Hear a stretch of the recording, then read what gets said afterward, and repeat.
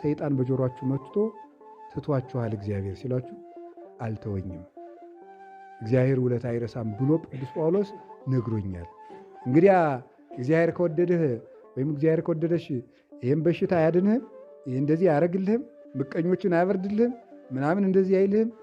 ያማ የማይቆነጠጥ ልጅ የሰው ልጅ ነው በሉት ደግሞ ማለት ነው። የማይቆነጠጥ ልጅ የማን ልጅ ነው? የሰው ልጅ ነው። እግዚአብሔርን ቆየዋለሁ ይመልስልኛል። ከእግዚአብሔር ተሽለህ መቼም አንተ ሰይጣን በጆሮአችን ሹክ ሲለም ማርገልን ቆይ የሆነው እሱንና እግዚአብሔር እንኳን ባያስብ እንደው አንተ ሐሳብ የሆንከው ከምን ጀምሮ ነው ብሎ መመልሳለን። ባያስብልኝ ራሱ የማን መሆን ይሻለኛል? የእግዚአብሔር መሆን ይሻለኛል። ባያስብልኝ ራሱ አንደኛ እግዚአብሔር ባህሪው ውለታ በማድረግ ምንድን ነው? ያምር እግዚአብሔር ገብረ ጽድቅ ሊቃውንቶች ተረጉሙ ነው ይታምር እግዚአብሔር በገቢረ ጽድቅ። እግዚአብሔር ሁልጊዜም በጎ በማድረግ ምን ይባላል? ይታወቃል። የታወቀ ነው እግዚአብሔር።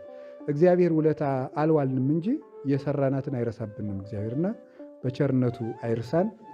የቸርነቱን ስራ ይስራልን። ያሰብናቸው ቅዱሳን ሁሉ ከእግዚአብሔር ስማችን እንዲጻፍ እንድንታሰብ ረድኤታቸው አይለየን። ያስተማረን እግዚአብሔር ክብር ምስጋና ይግባው። ወስብሐት